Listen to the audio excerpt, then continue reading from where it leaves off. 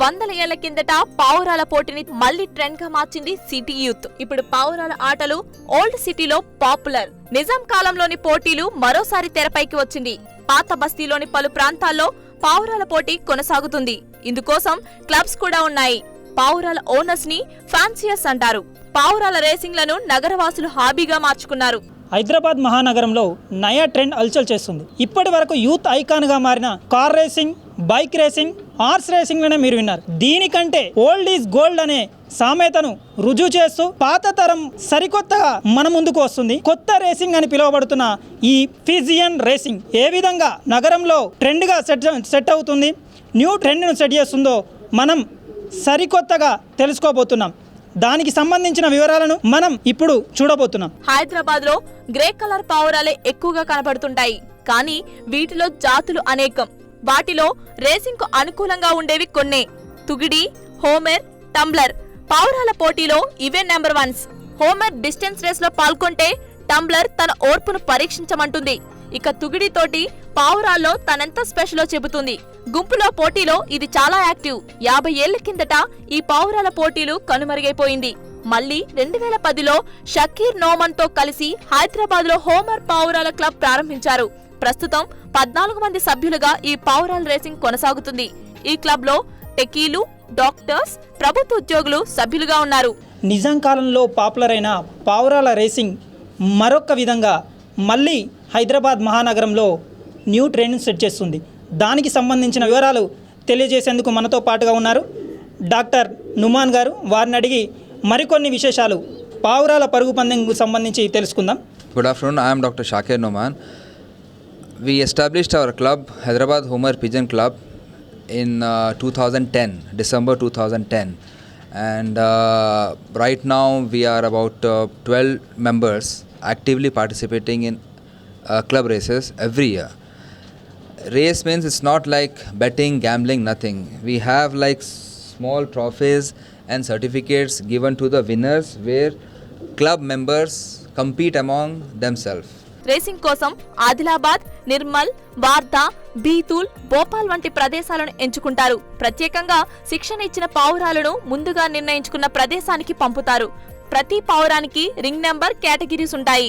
వీటిని ఉదయమే మంచినీరు తాగించి వదిలేస్తారు.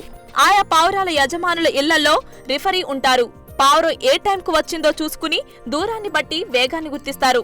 ముందుగా చేరుకున్న పావురాన్ని విజేతగా నిర్ణయిస్తారు. ఎంత దూరంలో వదిలిపెట్టినా తిరిగి ఇంటికి కరెక్ట్ గా వచ్చేస్తాయివి. కావాల్సిందల్లా వాటికి దారి చూపే టెక్నిక్ మాత్రమే. కొన్నిసార్లు పావురం ఏడాది తరువాత కూడా ఇంటికి చేరుకోవచ్చు. రేసింగ్ లో కుతుబ్ షాహీల కాలంలో ఉన్న నిబంధనలనే ప్రస్తుతం కొనసాగిస్తున్నారు రేసర్స్. పూర్తిగా న్యాయసమ్మతమైన ఈ రేసింగ్ లో పాల్గొనే వాళ్ళు ఖచ్చితంగా పావురాల ప్రేమికులై ఉండాలనేది నిబంధన. ఇది పూర్తిగా ఫ్యాషన్ తో కూడుకున్నది. ఎలాంటి బెట్టింగ్స్ ఉండవు. హైదరాబాద్ తో పాటు బెంగళూరు, చెన్నై, కోల్కతాలో కూడా రేసింగ్ క్లబ్స్ ఉన్నాయి.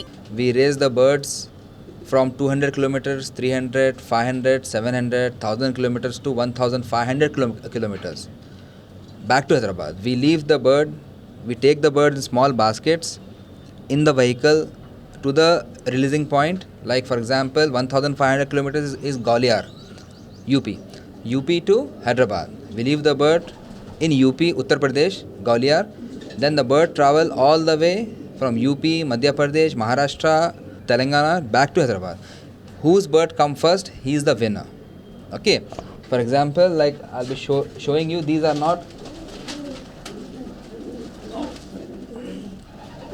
not ordinary birds. These are called as Homer pigeons. These are not ordinary pigeons. These are called as Homer pigeons. Like we have a club ring. 033 is this ring, and this is the owner's name. Like we put a identification number to this bird. 8 నెలల నుంచి 5 ఏళ్ల మధ్య వయసున్న Homer breed పావురాలు ఈ racing అనుకూలం. 3 నెలల వయసు నుంచే వీటికి ట్రైనింగ్ ప్రారంభమవుతుంది. ఏడాది పాటు ఇంటి చుట్టూ తిప్పుతారు.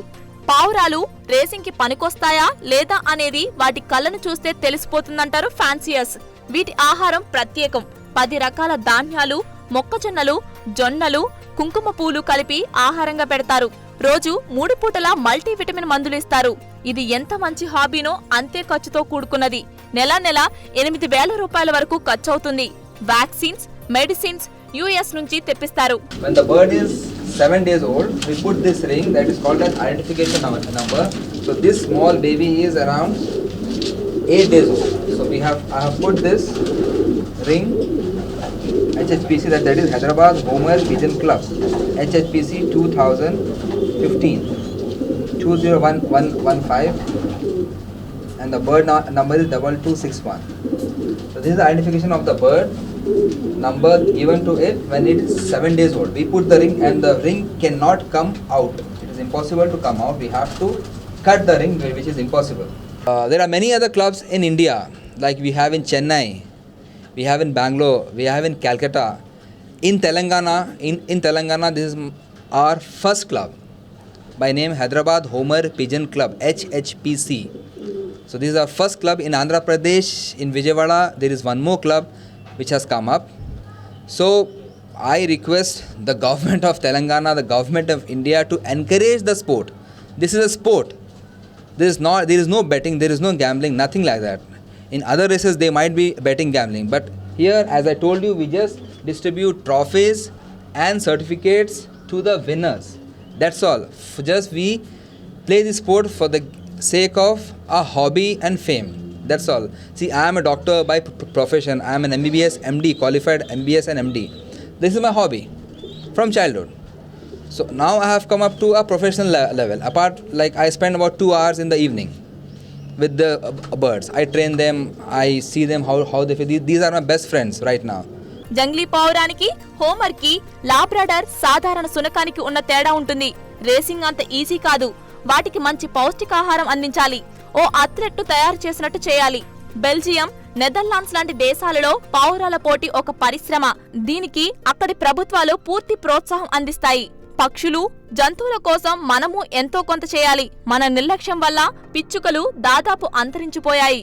ఇకనైనా మనం మేల్కొనకపోతే భవిష్యత్తులో పావురాలది అదే పరిస్థితి.